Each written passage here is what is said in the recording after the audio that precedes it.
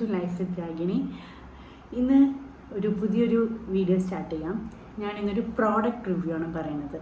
അപ്പോൾ എല്ലാവരും സുഖമായിരിക്കുന്നു. അപ്പോൾ ഞാൻ വിചാരിച്ചു ഇപ്പോഴത്തെ ഏറ്റവും വലിയൊരു എല്ലാവർക്കും ഉള്ളൊരു പ്രശ്നമാണ് ഈ ബ്രസ്റ്റ് മിൽക്ക് സപ്ലൈ എന്ന് പറയുന്നത് അല്ലേ. അപ്പോൾ എസ്പെഷ്യലി സെക്ഷൻ കഴിഞ്ഞവർക്കൊക്കെ ഈ ബ്രസ്റ്റ് മിൽക്ക് എന്ന് പറയുന്നത് ഭയങ്കര കുറവാണ് കിട്ടുന്നത്, സപ്ലൈ ഭയങ്കര കുറവാണ്.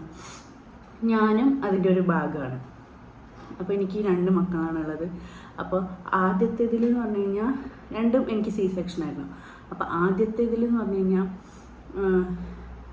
എനിക്ക് പാല് ഭയങ്കര കുറവായിരുന്നു. എന്നാലും ഉള്ള പാല് ഞാൻ എങ്ങനെയെങ്കിലുമൊക്കെ പമ്പ് ചെയ്തിട്ടൊക്കെ അവന് കൊടുക്കുമായിരുന്നു.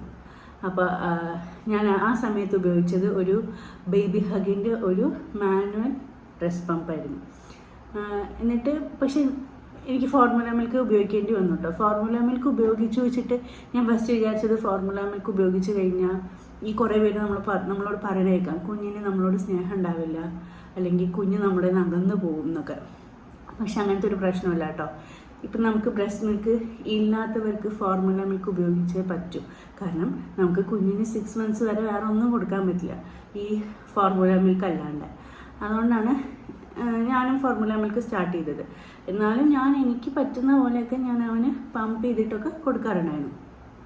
അപ്പം ഇപ്രാവശ്യം എൻ്റെ ഡെലിവറി കഴിഞ്ഞപ്പം ഇതേപോലെ എനിക്ക് 3 days എടുത്തു പാല് സപ്ലൈ ആവാൻ. എല്ലാവർക്കും അറിയാം നമുക്ക് 3 days കഴിഞ്ഞാലേ ബ്രസ്റ്റ് മിൽക്ക് സപ്ലൈ ആവുള്ളൂ. അപ്പോൾ അതേപോലെ ഞാൻ ഹോസ്പിറ്റലിൽ എനിക്ക് കുറച്ച് കോംപ്ലിക്കേഷൻസ് ഉണ്ടായിരുന്നു, കഫക്കെട്ടും ചുമയും, നല്ല ചുമയുണ്ടായിരുന്നു. അപ്പോൾ അതുകൊണ്ട് എന്നെ ഡിസ്ചാർജ് ചെയ്യാൻ കുറച്ച് ദിവസം എടുത്തു ഡിസ്ചാർജ് ചെയ്യാൻ. അതുകൊണ്ട് ഞാൻ ഹോസ്പിറ്റലിൽ നിന്ന് വെച്ചിട്ട് തന്നെ ഇതേപോലെ ഒരു പമ്പ് മേടിച്ചു. ഏത് മാനുവൽ പമ്പ്. കാരണം എൻ്റെ പണ്ടത്തെ മാനുവൽ പമ്പ് എനിക്ക് എവിടെയെന്ന് അറിയില്ല. അതുകൊണ്ട് ഞാൻ ഇപ്രാവശ്യം പീജിൻ്റെ മാനുവൽ പമ്പ് മേടിച്ചു. മാനുവൽ പമ്പ് മേടിച്ച് കഴിഞ്ഞിട്ട് എനിക്ക് കുഴപ്പമൊന്നുമില്ലായിരുന്നു, പാല് സപ്ലൈ ഒക്കെ ഉണ്ടായിരുന്നു. ഞാൻ ഇതേപോലെ പമ്പ് ചെയ്തിട്ട് അവനെ കൊടുക്കുമായിരുന്നു. പമ്പ് ചെയ്തിട്ട് കൊടുത്തു കഴിഞ്ഞിട്ടും നമുക്ക് സെക്ഷൻ കഴിഞ്ഞവർക്ക് അറിയാം ഭയങ്കര ബുദ്ധിമുട്ടാവും. നമുക്കിങ്ങനെ ഇരുന്ന് നമ്മുടെ മാനുവൽ എനർജി ഇങ്ങനെ നമ്മുടെ പോയിക്കൊണ്ടിരിക്കും. നമ്മളങ്ങനെ പ്രസ് ചെയ്തുകൊണ്ടിരിക്കണം, ആ പമ്പ് ഇങ്ങനെ പ്രസ് ചെയ്തുകൊണ്ടിരിക്കണം. അപ്പോൾ എനിക്ക് ഭയങ്കര ബുദ്ധിമുട്ടാവാൻ തുടങ്ങി. എന്നാലും ഞാൻ കൊടുക്കാറുണ്ടായിരുന്നു. രാത്രിയൊക്കെയാണ് എനിക്ക് ഭയങ്കര ബുദ്ധിമുട്ടാവുക. അപ്പം നമ്മൾ ഇവനെ എങ്ങനെയെങ്കിലും ഉറക്കി കിടത്തിയിട്ടാകുമ്പോഴത്തേക്കും അടുത്ത ഫീഡിനുള്ള സമയമാവും. 2 hours കൂടുമ്പോൾ നമുക്ക് കൊടുക്കണമല്ലോ പാല്. അപ്പം എനിക്ക് ഭയങ്കര ബുദ്ധിമുട്ടാവാൻ തുടങ്ങി. അങ്ങനെ ഞാനിവിടെ വീട്ടിലെല്ലാവരോടൊക്കെ പറഞ്ഞ് സംസാരിച്ചപ്പോൾ ഞാൻ പറഞ്ഞു ഇങ്ങനെ നമുക്കൊരു ഇലക്ട്രിക് പമ്പ് മേടിച്ചാലോ എന്ന് പറഞ്ഞു. അപ്പം പിന്നെയും ഞാൻ തന്നെയാണ് ഓരോ ഐഡിയാസ് ഇങ്ങനെ പറയണത്. മാനുവലും മേടിക്കാൻ ഞാൻ തന്നെയാണ് പറഞ്ഞത്. പിന്നെ ഞാൻ ജമ്പ് ചെയ്തിട്ട് ഇലക്ട്രിക് മേടിക്കാൻ പറഞ്ഞു. അപ്പം ഞാൻ വിചാരിച്ചു ഇവിടെ എല്ലാവർക്കും സമ്മതമായിരുന്നു, ഹസ്ബൻഡിനായാലും പേരൻസിനായാലും ഒന്നും ഒരു പ്രശ്നമില്ലായിരുന്നു. അപ്പോൾ ഞാൻ പിന്നെ അവർ ഓക്കെ പറഞ്ഞപ്പോൾ പക്ഷെ എൻ്റെ മനസ്സിലൊരു വാങ്ങണോ വേണ്ടയോ. കാരണം ഇലക്ട്രിക് പമ്പിന് നല്ല കോസ്റ്റ്ലിയാണ് ഇലക്ട്രിക് പമ്പ്. മാനുവൽ പമ്പ് പോലെയല്ല. മാനുവൽ പമ്പ് നമുക്കൊരു 500 to 1000 റേഞ്ചിൽ കിട്ടും. പക്ഷെ ഇലക്ട്രിക് അങ്ങനെയല്ല, നമുക്ക് 1000 സ്റ്റാർട്ട് ചെയ്യുള്ളൂ. 1000 to 6000 12,000 വരെ റേഞ്ചുള്ള ഇലക്ട്രിക് പമ്പ്സ് ഉണ്ട്. അങ്ങനെ ഞാൻ എൻ്റെ ഫ്രണ്ട്സൊക്കെ ആയിട്ട് ഇങ്ങനെ സംസാരിച്ചപ്പോഴും അവരും പറഞ്ഞു ഇലക്ട്രിക് പമ്പ് ഉണ്ട് എന്നൊക്കെ പറഞ്ഞു. പക്ഷേ ഇലക്ട്രിക് പമ്പ് ആരും യൂസ് ചെയ്യുന്നത് ഞാൻ കാണുന്ന ആരും ഇതുവരെ എനിക്ക് എൻ്റെ പേഴ്സണൽ അറിയണ ആരും യൂസ് ചെയ്യുന്നത് ഞാൻ കണ്ടിട്ടില്ല. അപ്പം ഞാൻ എന്ത് ചെയ്തു, എല്ലാവരും നോക്കണ പോലെ യൂട്യൂബിൽ ഗൂഗിൾ റിവ്യൂസ് ഒക്കെ നോക്കിയപ്പം വളരെ അടിപൊളിയാണ്, മിൽക്ക് സപ്ലൈ കൂടും, പിന്നെ നമുക്ക് ഇതേപോലെ മാനുവൽ എനർജി അധികം വേണ്ട, അങ്ങനെയൊക്കെ ഞാൻ കണ്ടു പിന്നെ കേട്ടു. അങ്ങനെ ഫുൾ നമുക്ക് ഒരു ഇഷ്ടം തോന്നി ഇലക്ട്രിക് പമ്പിനോട്. പക്ഷേ ഇതാണ് എൻ്റെ മെയിൻ ഒരു ക്വസ്റ്റ്യൻ മാർക്കായിട്ട് വന്നത്, വാങ്ങണോ വേണ്ടയോ. കാരണം ഇതിൻ്റെ കോസ്റ്റ് അനുസരിച്ചിട്ട്. അപ്പോൾ ഞാൻ വിചാരിച്ചു ഓക്കെ നമുക്ക് ഓൺലൈൻ മേടിക്കാം. കാരണം ഓൺലൈൻ മേടിക്കുമ്പോൾ നമുക്ക് ഡിസ്കൗണ്ട്സ് ഒക്കെ ഉണ്ടാവുമല്ലോ. അങ്ങനെ ഞാൻ ഓൺലൈൻ നോക്കിയപ്പോഴും ഇതേപോലെ 1000 റേഞ്ച് തൊട്ടിട്ട് മുകളിലേക്ക് അങ്ങോട്ടേക്ക് ഉണ്ട്. പക്ഷേ ആമസോൺ, ഫസ്റ്റ് ക്രൈ ഇതിലൊക്കെ നോക്കുമ്പോഴും എനിക്ക് ഇമ്മീഡിയറ്റ് ഡെലിവറി ഇല്ല. എനിക്ക് എന്ന് പറയുമ്പോൾ നമുക്കിതൊക്കെ ഒരു അത്യാവശ്യമായിട്ടുള്ളൊരു കാര്യമാണ്. കാരണം നമ്മൾ എത്ര വെച്ചിട്ട് ഇങ്ങനെ എനിക്ക് വേദന ഭയങ്കരമായിട്ടുണ്ടായിരുന്നു. നടുവേദന ആയാലും നടുവേദനയെക്കാട്ടും നമുക്ക് എനർജി ഭയങ്കരമായിട്ടും മാനുവലാകുമ്പോൾ നമ്മുടെ എനർജി ഭയങ്കരമായിട്ട് ലോസ് ആവും. അപ്പോൾ ഞാൻ വിചാരിച്ചു ഓക്കെ നമുക്ക് എന്തുകൊണ്ട് ഓഫ്ലൈൻ ട്രൈ ചെയ്തുകൂടാന്ന് വിചാരിച്ചു. അങ്ങനെ ഓഫ്ലൈൻ ഓപ്ഷനായിട്ടുള്ള നമ്മുടെ ഷോപ്സിലേക്ക് പോകാൻ തുടങ്ങി. അങ്ങനെ ഞാൻ ആദ്യം ഒരു ബേബി ഷോപ്പിൽ പോയി. അപ്പോൾ ബേബി ഷോപ്പിൽ പോയപ്പം അവിടെ ലവ് ലാപ്പിൻ്റെ, ഞാൻ യൂട്യൂബിൽ റിവ്യൂസൊക്കെ നോക്കിയപ്പോഴും ലവ് ലാപ്പിൻ്റെ തന്നെയാണ് കൂടുതൽ എന്താ പറയുക അടിപൊളി അല്ലെങ്കിൽ ബെസ്റ്റ് എന്നൊക്കെ കാണുന്നത്. ഞാൻ ലവ് ലാപ്പിൻ്റെ നോക്കി. ലവ് ലാപ്പിൻ്റെ ആ കടയിൽ നോക്കിയപ്പം അവിടെ ആകെ ഒരൊറ്റൊരു പീസേ ഉള്ളൂ ലവ് ലാപ്പിൻ്റെ. അതാണെങ്കിൽ കുറച്ചിങ്ങനെ പൊടിയൊക്കെ പൊടിച്ചിട്ടുള്ളതാണ്. അപ്പോൾ എനിക്ക് വേണ്ട ശരിയാവില്ല എന്ന് തോന്നി. അങ്ങനെ ഞാനത് ആ ഓപ്ഷൻ മാറ്റി. അത് കഴിഞ്ഞ് ഞാൻ ഫസ്റ്റ് ക്രൈയിലേക്ക് വന്നു. ഫസ്റ്റ് ക്രൈയിൽ എനിക്ക് മെമ്പർഷിപ്പ് ഉള്ളതാണ്, ക്ലബ് മെമ്പർഷിപ്പ് ഉള്ളത്. അപ്പോൾ ഞാൻ ഫസ്റ്റ് ക്രൈയിൽ പോയി നോക്കിയപ്പം അവിടെ ഞാൻ ചോദിച്ചു ഇങ്ങനെ breast pump, electric breast pump ഉണ്ടോയെന്ന് ചോദിച്ചു. അപ്പോൾ ബേബി ഹഗിൻ്റെ തൊട്ട് ബേബി ഹഗ്, ഫിലിപ്സ്, പിന്നെയും കുറച്ച് 3-4 ഐറ്റംസ് പറഞ്ഞവർ ഇതൊക്കെയാണ് ഉള്ളതെന്ന് പറഞ്ഞു. അപ്പോൾ ലവ് ലാപ്പിൻ്റെ അവിടെ ഇല്ലായിരുന്നു. ഞാൻ ലവ് ലാപ്പിൻ്റെ മേടിക്കാനാണ് ആക്ച്വലി പോയത്. അപ്പോൾ അവിടെ ലവ് ലാപ്പിൻ്റെ ഇല്ലായിരുന്നു. അപ്പോൾ ഞാൻ ഓക്കെ എന്നാൽ ബേബി ഹഗിൻ്റെ നോക്കാമെന്ന് വിചാരിച്ചു. കാരണം എനിക്ക് ബേബി ഹഗ് ഒരു ഇത്തിരി ഇഷ്ടമുള്ള ബ്രാൻഡാണ്. ഞാൻ ഇവരുടെ ഡൈപ്പേഴ്സ് ആണെങ്കിലും ഡ്രസ്സ് ആണെങ്കിലും ഒക്കെ ബേബി ഹഗിൻ്റെയാണ് കൂടുതൽ മേടിക്കുക. കാരണം അത് കുറച്ചും കൂടി അഫോർഡബിളുമാണ്, നമുക്ക് കുറച്ചും കൂടി കാലം യൂസ് ചെയ്യാൻ പറ്റുന്ന ഒരു സാധനമാണ് ബേബി ഹഗിൻ്റെ. അങ്ങനെ ഞാൻ ബേബി ഹഗിൻ്റെ നോക്കാൻ പോയി. അപ്പം അതിൽ കുറേ ഓപ്ഷൻസ് ഉണ്ടായിരുന്നു. സ്മാർട്ട് ആൻഡ് സൈലൻറ്റ്, പിന്നെ പോർട്ടബിൾ ഹാൻഡ്, പിന്നെ പോർട്ടബിൾ ആൻഡ് മറ്റേ ഇലക്ട്രിക് ആൻഡ് മാനുവൽ, അങ്ങനെയുള്ളതൊക്കെ. അപ്പോൾ എനിക്ക് ബോത്ത് ഇലക്ട്രിക് ആൻഡ് മാനുവൽ വേണ്ടാന്ന് ഞാൻ വിചാരിച്ചായിരുന്നു. കാരണം മാനുവൽ ഓൾറെഡി എൻ്റെ കയ്യിൽ ഉണ്ടല്ലോ, അപ്പം തന്നെ മാനുവലും കൂടി. അപ്പം എനിക്ക് ഇലക്ട്രിക് മാത്രം മതി എന്ന് പറഞ്ഞു. അപ്പോൾ ഇലക്ട്രിക്കിൽ ഓപ്ഷൻസ് ഉണ്ടായിരുന്നത് എന്താണെന്ന് വെച്ച് കഴിഞ്ഞാൽ പോർട്ടബിൾ, അല്ലെങ്കിൽ പിന്നെ നമ്മൾ സാധാരണ എല്ലാം ഉള്ള പോലത്തത്. അപ്പം ഞാൻ വിചാരിച്ചു പോർട്ടബിളിന് എത്ര പൈസ എനിക്ക് കറക്റ്റ് ഓർമ്മയില്ല, ബട്ട് അധികം ഡിഫറൻസ് ഒന്നും ഇല്ലായിരുന്നു. ഞാൻ അവരോട് ചോദിച്ചപ്പോൾ അവരെനിക്ക് സജസ്റ്റ് ചെയ്ത ഒരു ഇലക്ട്രിക് ബ്രസ്റ്റ് പമ്പാണ് ഞാൻ പിന്നെ മേടിച്ചത്. അത് ഞാൻ കാണിച്ചു തരാം നിങ്ങൾക്ക്. അപ്പോൾ ഞാൻ വാങ്ങിയത് ഈ ബേബി ഹഗിൻ്റെ smart and silent electric breast പമ്പാണ്. 1 year വാറൻറ്റി ഉണ്ട്, പിന്നെ കുറേ സ്പെസിഫിക്കേഷൻസ് ഉണ്ട്, BPF ഫ്രീ ആണ്. ഞാനിതിൻ്റെ അൺബോക്സിങ് ഞാൻ ഓൾറെഡി യൂസ് ചെയ്യുന്നതാണ് ഇത് സാധനം. ഞാനിപ്പോൾ ഒന്ന് പെട്ടിയിലാക്കി വെച്ചു എന്നുള്ളൂ. ഞാനിത് കാണിച്ചു തരാം.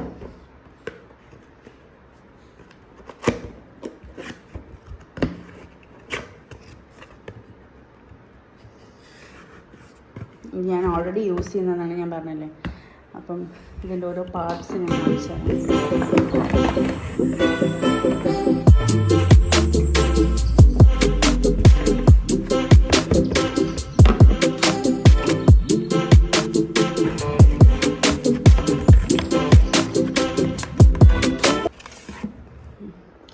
ഓക്കെ, അപ്പോൾ ഞാൻ ഓരോ പാർട്സായിട്ട് ഇത് കാണിച്ചു തരാം.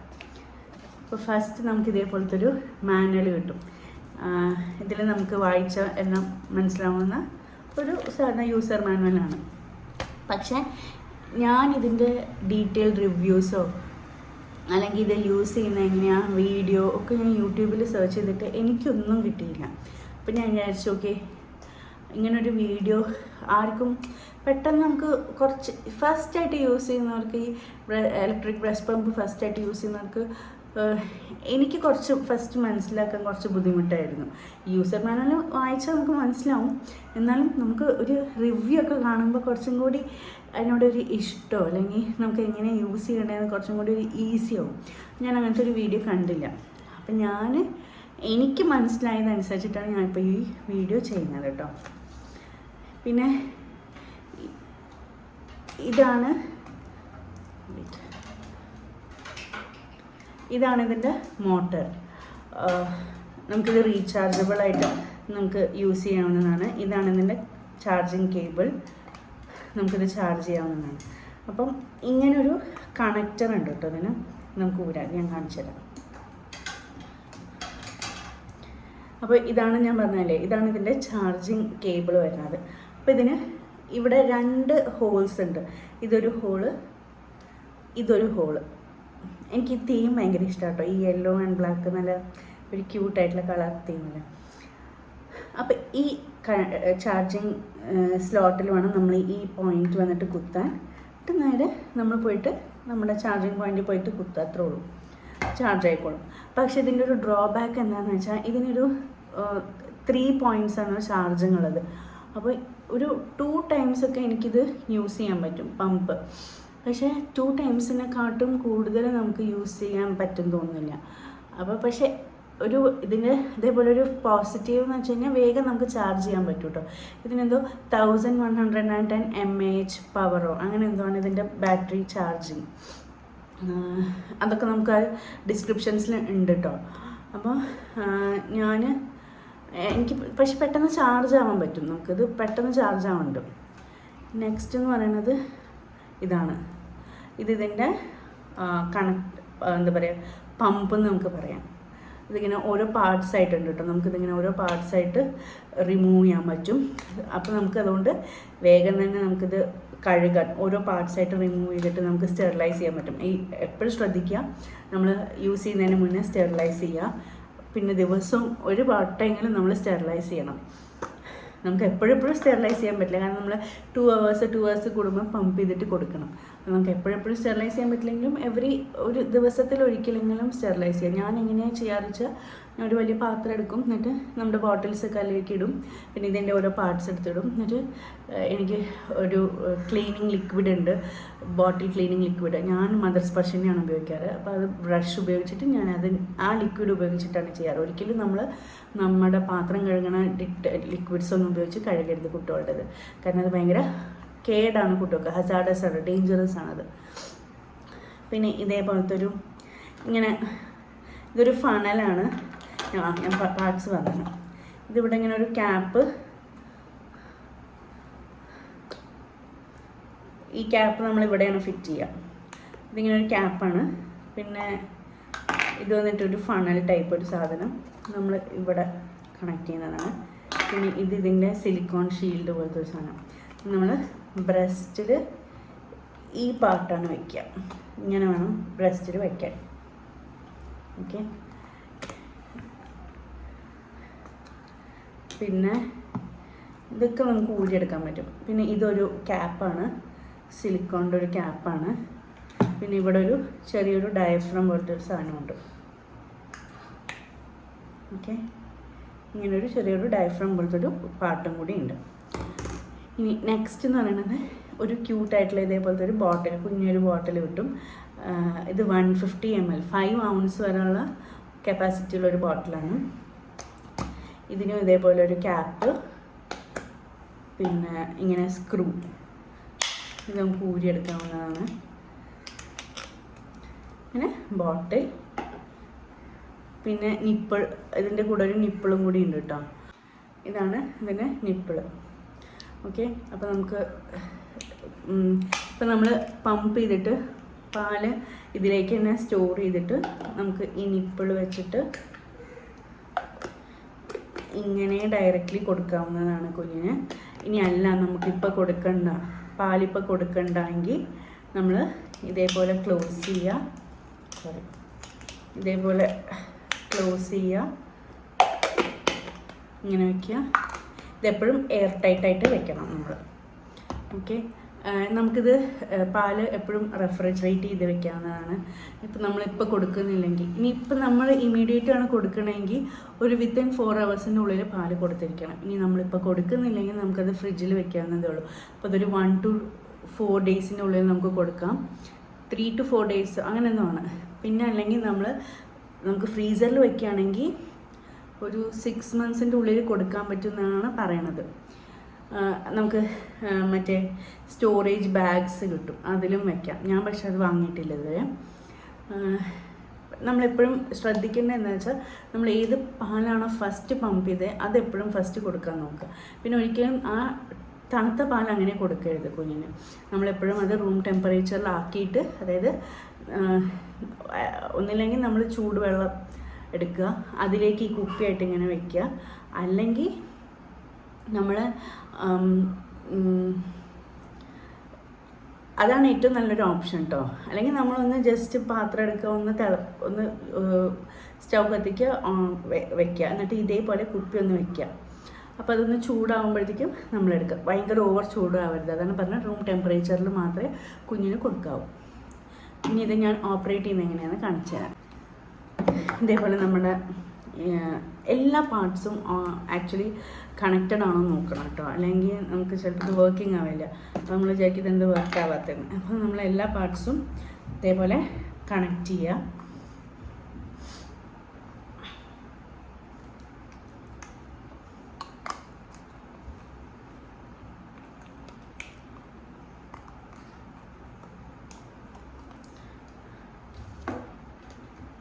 ഇത് ഡയഫ്രം കൂടി ഞാൻ കണക്ട് ചെയ്തിട്ടുണ്ട്. ഇനി ഈ ബോട്ടിലേക്ക് സ്ക്രൂ ചെയ്ത് വെക്കുക.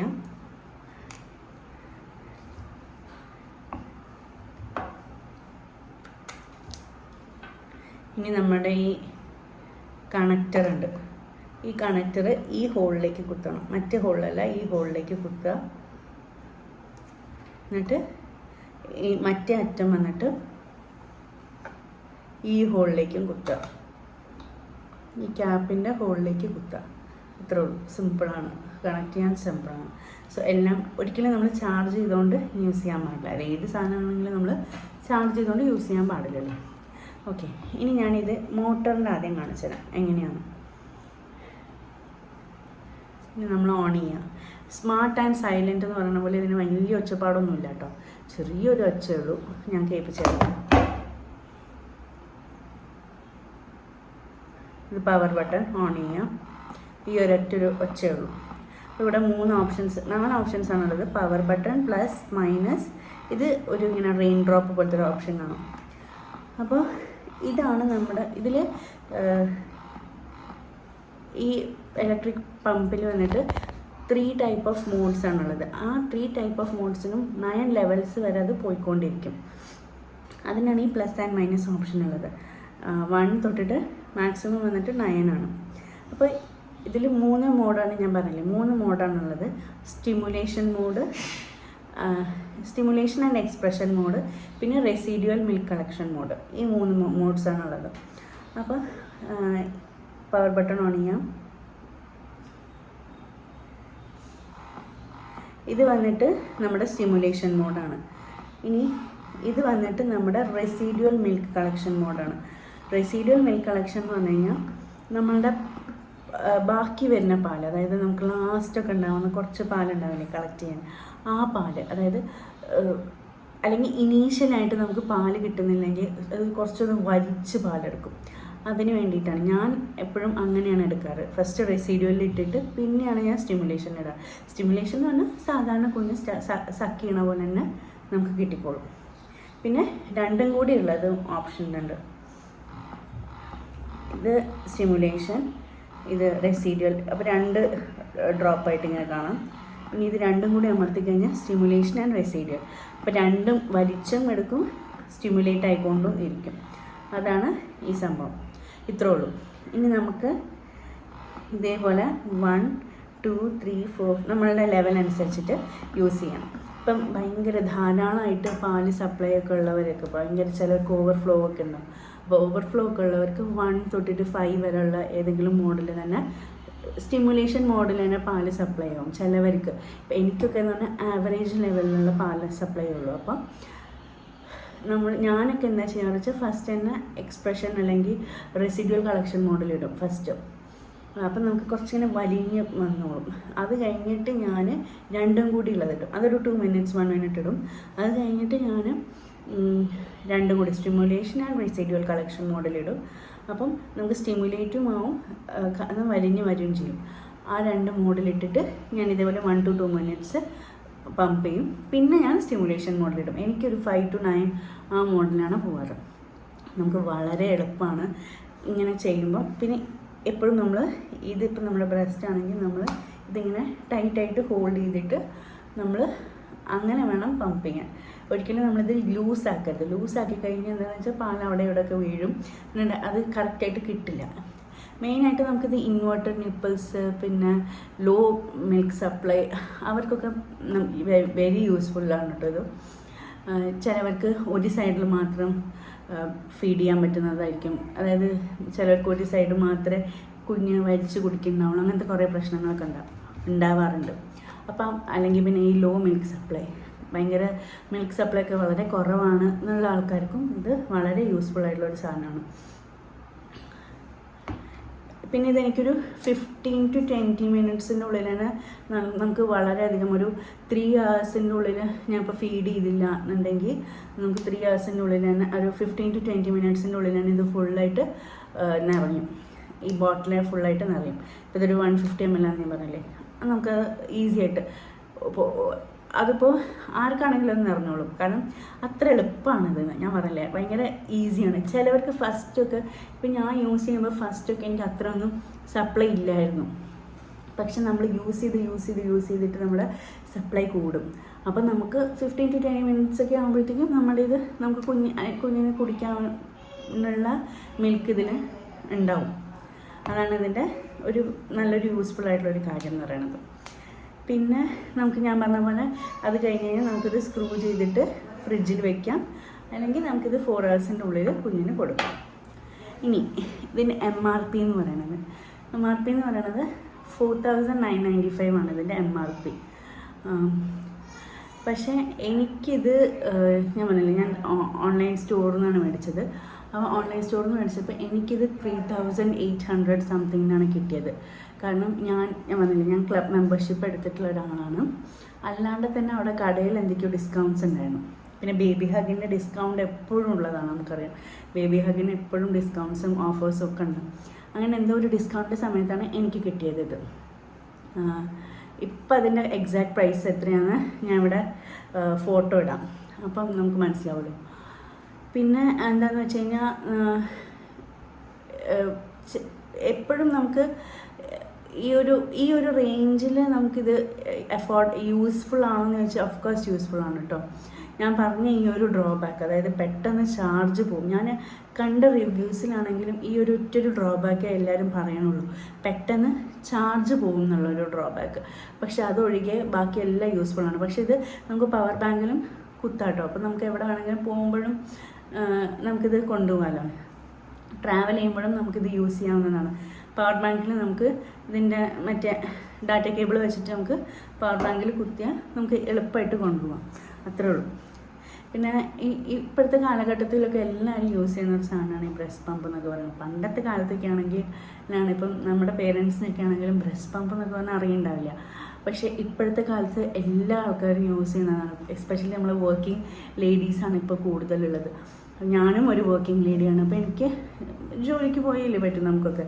അപ്പോൾ അല്ലെങ്കിൽ നമ്മളിപ്പോൾ ജോലിക്ക് പോകണമെന്നില്ല, നമ്മളിപ്പോൾ നമുക്ക് എവിടെയെങ്കിലും പുറത്ത് പോകണമെങ്കിൽ നമുക്ക് ഫോർമുല മിൽക്ക് കൊടുക്കണ്ട, നമുക്ക് ഇതന്നെ കൊടുക്കണമെങ്കിൽ നമുക്കിത് സുഖമായിട്ട് കൊടുക്കാവുന്നതല്ലേ ഉള്ളൂ. കാരണം നമ്മളല്ലാണ്ട് വേറെ ആർക്കെങ്കിലും കൊടുക്കും ചെയ്യാം. അല്ലെങ്കിൽ നമുക്കിപ്പോൾ ടയേർഡ്നെസ് ആയിട്ട് നമുക്ക് കൊടുക്കാൻ വയ്യ. അപ്പം നമുക്കറിയാം, നമുക്ക് കുറേ കഴിയുമ്പോൾ നമുക്ക് എല്ലാവരും മനുഷ്യന്മാരാണ്, നമുക്ക് വയ്യാണ്ടും. അപ്പം നമ്മൾ ആർക്കെങ്കിലും കുഞ്ഞിനെ കൊടുത്തിട്ട് ഈ പാലൊന്ന് കൊടുക്കുമെന്ന് വെച്ച് കഴിഞ്ഞാൽ അവർക്കും എളുപ്പമായിട്ട് കൊടുക്കാവുന്നതേ ഉള്ളൂ. ഒരു കുപ്പി എടുക്കുക, അതിൽ പാലൊഴിക്കുക, കൊടുക്കുക, അത്രേ ഉള്ളൂ സംഭവം. ബ്രസ്റ്റ് മിൽക്ക് തന്നെയാണ് നമ്മൾ കൊടുക്കുന്നത്. അപ്പോൾ കുഞ്ഞ് 6 months അല്ലെങ്കിൽ എത്രയും മാസം വരെ നമുക്ക് പാൽ കൊടുക്കണോ അത്രയും മാസം വരെ നമുക്ക് എക്സ്ക്ലൂസീവായിട്ട് ബ്രസ്റ്റ് ഫീഡൊന്നും ചെയ്യാവുന്നതാണ്. അപ്പം ഒക്കെപ്പാടെ നോക്കുമ്പം ഇത് വളരെ അടിപൊളി ഒരു ഓപ്ഷനാണ്. ഇത്രയൊക്കെ തന്നെ ഉള്ളൂ റിവ്യൂ ആയിട്ട്. എനിക്ക് എന്തായാലും എൻ്റെ ഒരു ഇതിൽ എനിക്ക് തോന്നുന്നത് എന്താണെന്ന് വെച്ച് കഴിഞ്ഞാൽ, എനിക്ക് വളരെ യൂസ്ഫുൾ ആയിട്ട് ഭയങ്കര കൺവീനിയൻ്റ് ആയിട്ട് തോന്നിയ ഒരു സാധനമാണിത്. എനിക്കറിയണം, എന്നോട് കുറേ പേര് ഇപ്പോൾ ചോദിക്കുന്നുണ്ട് ഇങ്ങനെയാണ് മിൽക്ക് സപ്ലൈ കൂട്ടുക എന്നൊക്കെ ചോദിക്കുന്നവരോടും ഞാനിത് തന്നെയാണ് പറയണത്. ഒരു പമ്പ് ഉപയോഗിച്ച് നമ്മളൊന്ന് ജസ്റ്റ് ഇങ്ങനെ യൂസ് ചെയ്യാൻ തുടങ്ങിക്കഴിഞ്ഞാൽ ചിലപ്പോൾ നമ്മുടെ മിൽക്ക് സപ്ലൈ കൂടും എന്ന് പറഞ്ഞു ഞാൻ. അല്ലാണ്ട് നമ്മൾ ഡയറ്റും ഫുഡൊക്കെ നോക്കണം, അതല്ലാണ്ട് നമുക്ക് ഇങ്ങനെ ഒരു ഓപ്ഷനും കൂടി ഉണ്ട് എന്ന് പറഞ്ഞു. അപ്പോൾ നമ്മൾ അങ്ങനെ യൂസ് ചെയ്യുകയാണെങ്കിൽ നമുക്ക് നല്ലൊരു ഓപ്ഷനും കൂടിയാണ്. പിന്നെ നമ്മൾ വായിക്കുമ്പോഴും ഒക്കെ അതിലൊരു ഏറ്റവും ഒരു ടിപ്പാണ്, നമ്മൾ എപ്പോഴെപ്പോഴും ഒരു 15 minutes 30 minutes അല്ലെങ്കിൽ എവറി 2 hours നമ്മൾ ഫീഡ് ചെയ്യുന്നത് നമ്മുടെ മിൽക്ക് സപ്ലൈ കൂട്ടാനാണ്. അപ്പോൾ ഈ മിൽക്ക് സപ്ലൈ നമ്മൾ ഈ ഫീഡ് ചെയ്യുന്ന പോലെ തന്നെയാണ് നമ്മൾ പമ്പ് ചെയ്യുന്നതും അല്ലേ. അപ്പോൾ പമ്പ് ചെയ്തിട്ട് നമ്മൾ ഒരു 2 hours ഉള്ളിൽ പമ്പ് ചെയ്തിട്ട് വയ്ക്കുമ്പോഴത്തേക്കും നമ്മുടെ കുഞ്ഞിന് കൊടുക്കാവുന്നതേ ഉള്ളൂ പാല്. അപ്പോൾ എനിക്ക് ഭയങ്കരമായിട്ട് യൂസ്ഫുള്ളായിട്ട് തോന്നിയൊരു പ്രോഡക്റ്റാണിത്, ബേബി ഹഗിൻ്റെ smart and silent electric breast pump. അപ്പോൾ നിങ്ങൾക്കും ഇത് യൂസ്ഫുള്ളായിട്ട് തോന്നുകയാണെങ്കിൽ നിങ്ങൾക്കിത് വാങ്ങാം. ഞാനിതിൻ്റെ ലിങ്ക് ഫസ്റ്റ് ക്രൈൻ്റെ അല്ലെങ്കിൽ ആമസോണിൻ്റെ ഒക്കെ ഉണ്ടെങ്കിൽ ഞാൻ ഡിസ്ക്രിപ്ഷൻ ബോക്സിലിടാം. അപ്പം നിങ്ങൾക്ക് ആർക്കെങ്കിലും ഈ വീഡിയോ ഇഷ്ടപ്പെട്ടിട്ടുണ്ടെങ്കിൽ do like, share and subscribe. Thank you.